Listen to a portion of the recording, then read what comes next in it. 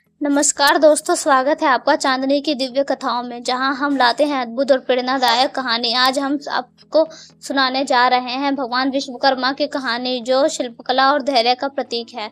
तो चलिए शुरू करते हैं हमारी आज की कहानी।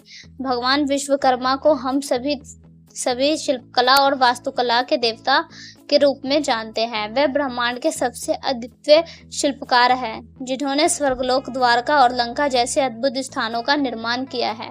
आज की कहानी में हम जानेंगे कि कैसे भगवान विश्वकर्मा ने अपने शिष्य विष्णुदत्त को धैर्य और समर्पण का महत्व सिखाया। बहुत समय पहले भगवान विश्वकर्मा के कई शिष्य थे, जो उनसे शिल्पकला और वास्तुकला की बारीकियों को सीखते थे। उन्हीं शिष्यों में से एक था विष्णुदत्त। विष्णुदत्त बहुत ही मेहनती था, लेकिन उसकी एक ही कमी थी, वह जल्दी निराश हो जाता था और छोटी छोटी असफलताओं से हार मान लेता था। एक दिन भगवान विश्वकर्मा ने सोचा कि अब समय आ गया है कि विष्णुदत्त को धैर्य का महत्व सिखाएं। उन्होंने विष्णुदत्त को बुलाया और कहा, विष्णुदत्त, मैं चाहता हूँ कि तुम एक ऐसा महल बनाओ जो अद्वितीय हो और जिसने देखकर देवता भी आश्चर्यचकित हो जाए।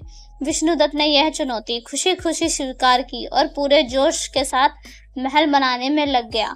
उसने कई महीनों तक कड़ी मेहनत की और एक भव्य महल तैयार किया। जब वह महल बनकर तैयार हुआ तो वह गर्व के साथ भगवान विश्वकर्मा के पास गया और उन्हें दिखाया। भगवान विश्वकर्मा ने महल को ध्यान से देखा और फिर विष्णुदत्त से कहा, महल सुंदर है, लेकिन इसमें आत्मा की कमी है। इसे और धैर्य और समर्पण की जरूरत है। विष्णुदत्त यह सुनकर बहुत निराश हुआ। उसने सोचा, मैंने इतनी मेहनत की, फिर भी यह अधूरा है। लेकिन विष्णुदत्त ने हार नहीं मानी। उसने महल को फिर से बनाने का निश्चय किया और इस बार उसने और भी ज्यादा ध्यान और धैर्य से काम किया। महीनों की मेहनत के बाद उसने एक और महल तैयार किया, जो पहले से भी ज्यादा भव्य और जीवंत था। इस बार जब भगवान विश्वकर्मा ने महल देखा तो वह बहुत खुश हुए। उन्होंने विष्णुदत्त से कहा, अब तुमने सच्ची शिल्पकला का अर्थ समझ लिया है। केवल बाहरी सुंदरता ही नहीं, बल्कि आत्मा और धैर्य का समावेश भी महत्वपूर्ण होता है। यही सच्ची सफलता की कुंजी है।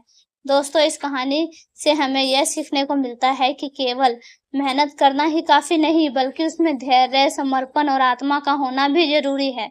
जब हम अपने काम को पूरी तरह लगन और धैर्य के साथ करते हैं, तभी हम असली सफलता प्राप्त कर सकते हैं।